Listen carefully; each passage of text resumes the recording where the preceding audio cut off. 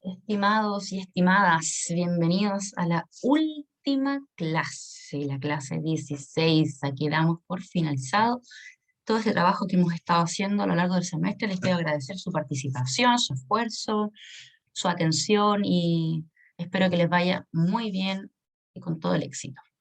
Vamos a comenzar entonces con la clase número 16, Final Class, la última clase. Como les indiqué en la cápsula anterior, la número 15, mi propósito con estas cápsulas 15 y 16 es otorgarles las herramientas, resumidamente, de todo lo que hemos trabajado durante este semestre. Todas las estrategias y conocimientos básicos para que a usted le vaya excelente en su prueba de inglés. Es por ello que los objetivos de hoy son los siguientes. Vamos a volver, ¿cierto? Porque esto ya lo hemos visto. Todo esto ya lo hemos visto, es un repaso. Vamos a analizar diversos tipos de texto, las postcards, biographies, letters and signs y sus propósitos, ¿cierto? ¿Cuáles son sus propósitos? ¿Cómo es la estructura visualmente, etcétera?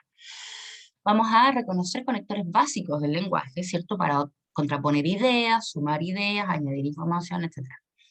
Y por último vamos a identificar las estrategias paso a paso. Recuerden lo que hemos estado haciendo en cada cápsula, el paso a paso. ¿Qué es lo primero que hago al enfrentarme a un texto? ¿Qué son las cosas que tengo que tener en cuenta para que usted se haga un listado y lo tenga muy, muy presente? Ya, para ayudarlo en su comprensión lectora de los textos escritos, que es lo que a usted le interesa para la prueba de inglés, que va a rendir pronto, pronto. Bueno, vamos con el primer objetivo de hoy, que son los tipos de texto.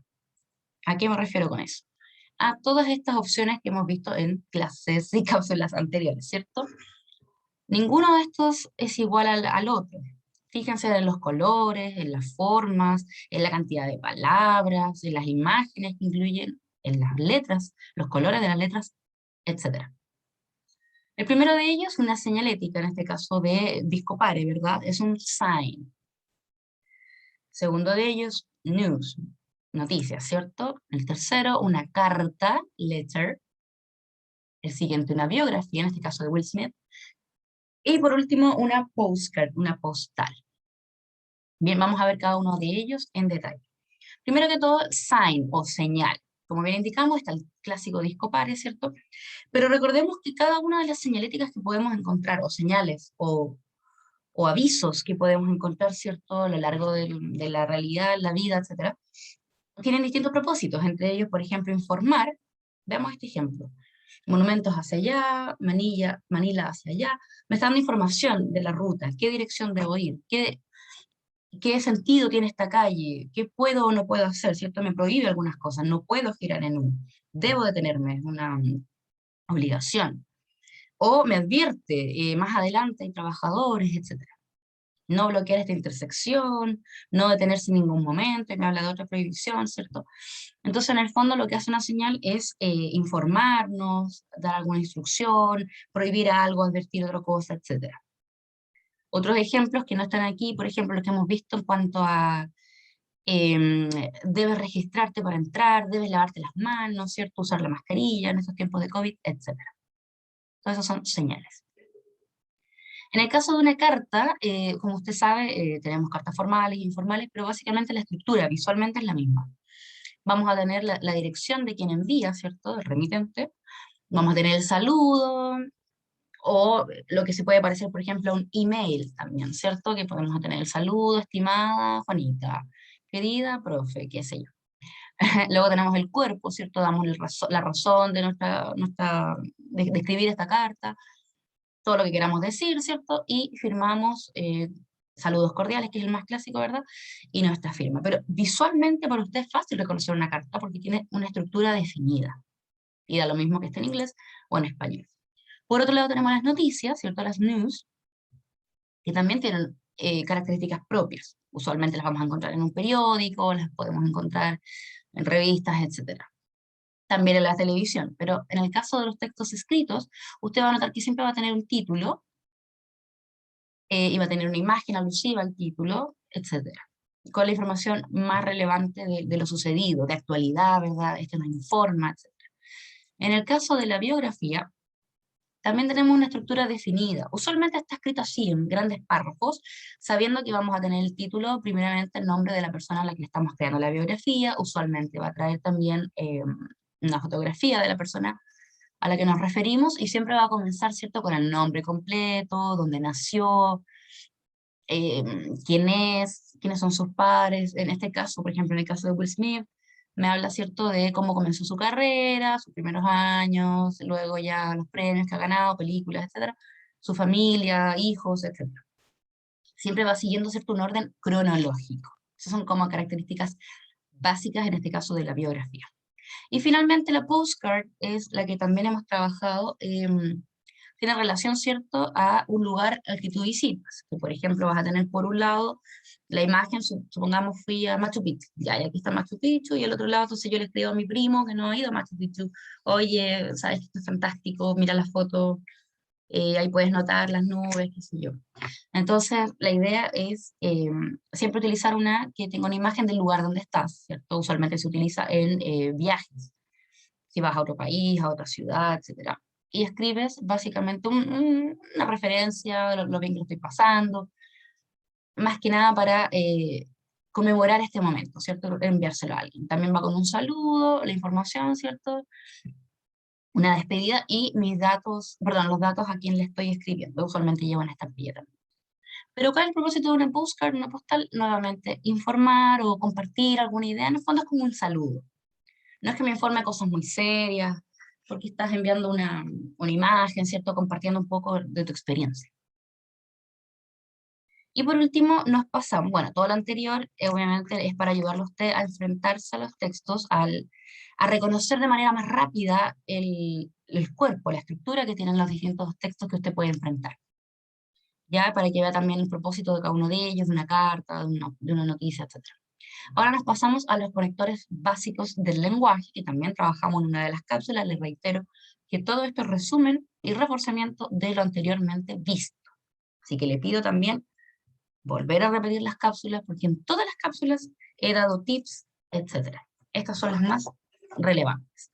Bien, en cuanto a los conectores básicos del lenguaje, hay muchos, muchos, muchos, pero yo me detuve en estos 5 que son básicos, muy básicos. Tenemos or, so, because, but, and.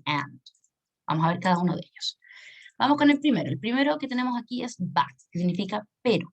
Cuando usted lea but en una oración es porque la idea que viene es una idea que se contrapone, una idea opuesta a lo anteriormente mencionado. Veamos el ejemplo. Tengo estas imágenes aquí. Tengo una naranja y tengo una pera.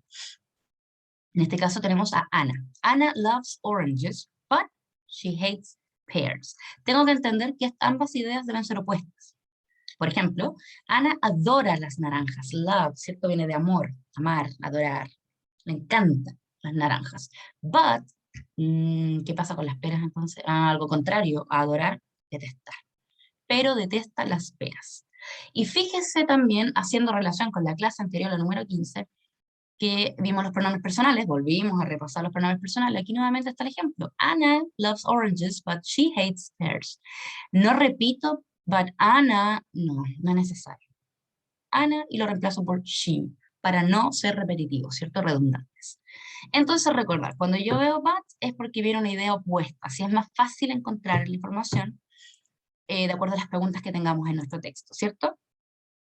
En el caso de and, significa y, vamos a agregar información o vamos a enumerar ideas, ¿cierto? Por ejemplo, I swim and I play tennis. No son ideas opuestas, no es que haga una cosa o una me gusta y la otra no, no. Están a la par, agrego información. I swim and I play tennis. Hago ambas cosas, nado y juego al tenis. Ambas cosas. Agrego información, yo nado y juego al tenis, y juego básquetbol y me gusta bailar, etcétera. Estoy agregando información en el mismo nivel, ¿sí? En cuanto a numerar se refiere a lo mismo, al ir agregando, o al ir, por ejemplo, ¿qué deportes me gustan? El fútbol y el vóley y el básquet, ahí estoy enumerando, por decir, por así decir, distintas actividades, básicamente agregando más información. Eso cuando tenemos un and. Por otro lado, tengo so, que significa por lo tanto, y me habla de un resultado. Algo ocurre y por lo tanto ocurre otra cosa. Por ejemplo, aquí tenemos, it was raining, so I took an umbrella. Estaba lloviendo, situación 1, Por lo tanto, llevé un paraguas. A raíz de la situación previa que estaba lloviendo, yo decidí como resultado, ¿cierto?, llevar un paraguas. Es el resultado de una acción o de una situación previa. ¿Sí? Eso es lo que significa so. Cuando usted se fije en las preguntas, aquí me está hablando de un resultado, de algo que ocurrió a partir de otra situación. Por otro lado tengo because. Este es nuestro favorito. Recuerden lo siguiente, que es cuando yo tengo la pregunta why. Why. En este caso yo podría preguntar, why is Peter crying? Yo quiero saber por qué. Why is Peter crying? ¿Por qué está llorando Peter? Recordar que en español el por qué lleva signo de pregunta al comienzo, ¿cierto? Em, lleva tilde, la E del por qué, ¿verdad? Tenemos otra regla, en inglés no existen los tildes, ni los signos de exclamación, ni pregunta al comienzo. Llorando, Peter. No le puedo cambiar Peter a Pedro porque es nombre propio. En este caso se llama Peter. Yo solo estoy traduciendo la pregunta. Si usted se fija en esto, nuestra pregunta why, si usted recuerda bien, la WH question, why, pregunta por qué. ¿Por qué? ¿Por qué razón, motivo, circunstancia está llorando Peter? Why is Peter crying? Y la respuesta a esta pregunta usted siempre la va a contestar con because. Why? Because. Así va a ser siempre. Why? Because. Ay, no puedo eliminar eso. Bueno. Y el por qué me lo va a contestar así. Porque, ¿verdad? Porque... ay, no sé cómo borrar eso. Bueno. ¿Por qué? Porque. Siempre va el por qué de pregunta versus el por qué de respuesta. ¿Bien? Ahora. Uy, qué cargante, ahora no lo puedo sacar. Text, no mouse. Ahí sí. Ya. Disculpa. Ahora sí. Yo quería saber why. Why is Peter crying? ¿Por qué? ¿Por qué motivo o razón? Y la respuesta va a ser because, porque. Peter is crying because he has failed his exams. Después del because, siempre voy a tener una razón o un motivo de por qué ocurre la acción anterior. ¿Sí? Por ejemplo, ¿por qué está llorando? Peter está llorando porque le fue mal en sus exámenes. Este es el motivo o la razón por la que Peter está llorando. ¿Cierto? Es como que me preguntaran, ¿y por qué llevaste un paraguas? Ah, porque estaba lloviendo. Llevé un paraguas porque estaba lloviendo. El orden es distinto. Si lo hiciera al revés también, le fue mal en sus exámenes, por lo tanto, está llorando. ¿Se fija? Ahí tenemos ambas. Podemos jugar con estos dos conectores. Por último tenemos el conector OR, el más sencillo, que significa O. Me da opciones de alternativas.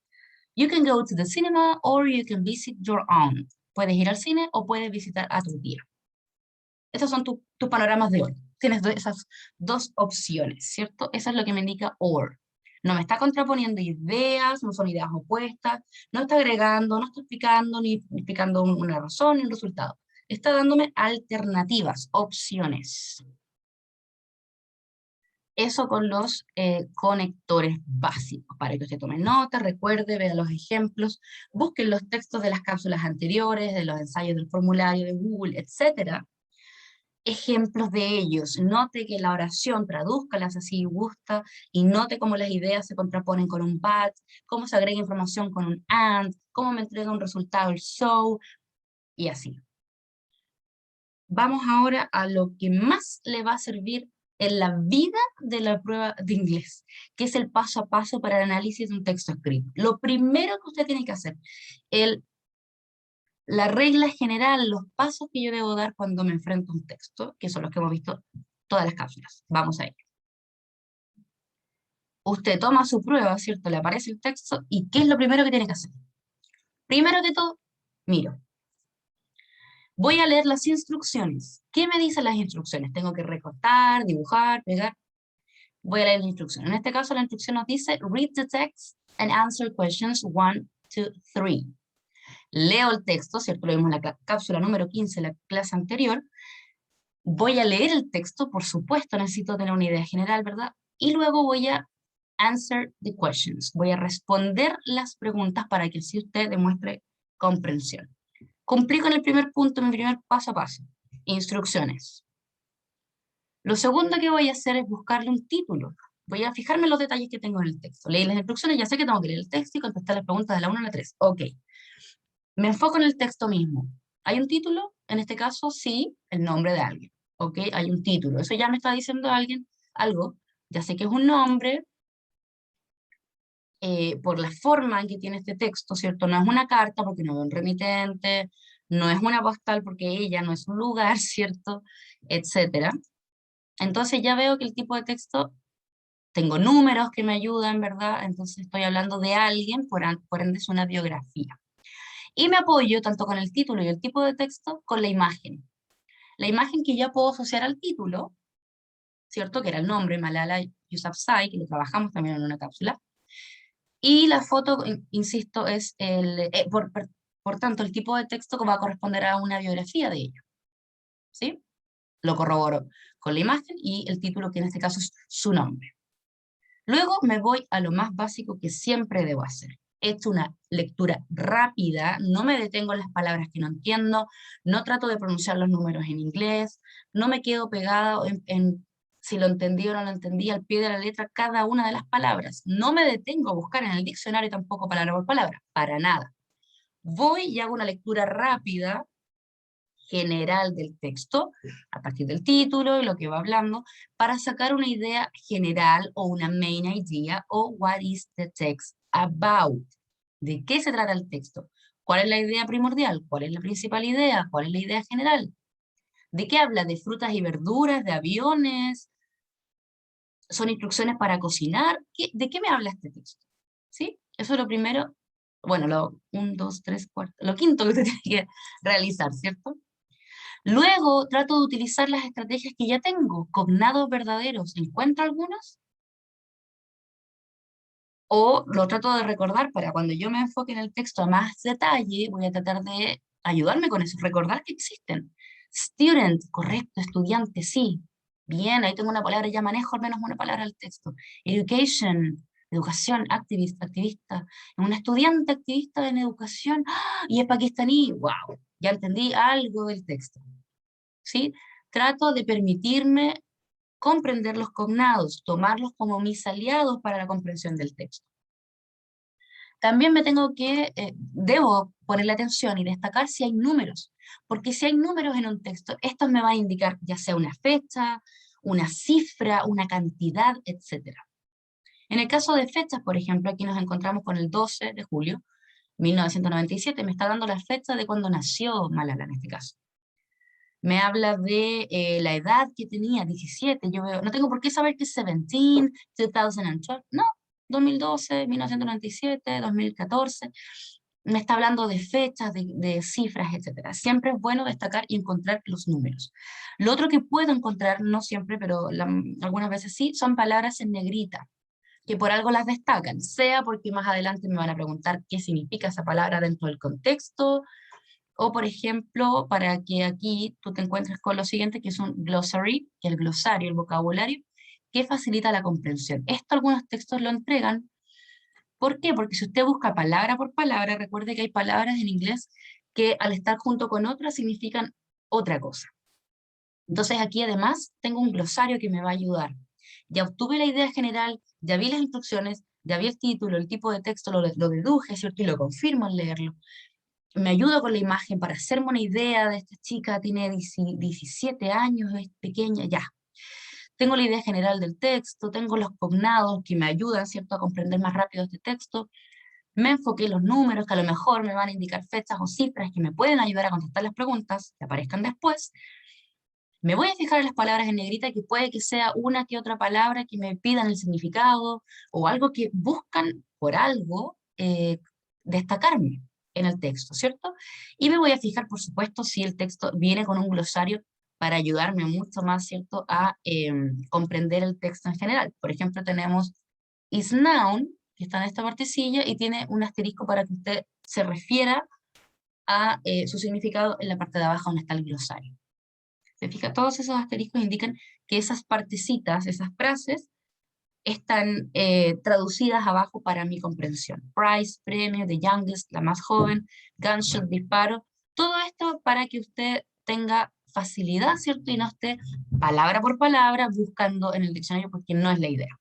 Bien, lo otro, siempre recordarles, por favor, volver a repasar las WH questions, porque a partir de ellas usted puede recordar qué es lo que me están pidiendo. Un nombre, un lugar, un alguien, un dónde, un cuándo, un por qué, me pide una razón, un motivo. ¿Qué es lo que me piden las preguntas? Para yo ayudarme, al ya hacer todo esto anterior, ayudarme a ver en qué parte del texto voy a encontrar. Si me preguntó dónde nació, yo ya, pero esto es una biografía, va por orden cronológico, obviamente va a estar al comienzo. Aquí está, los números me indicaron fechas, cifras, perfecto.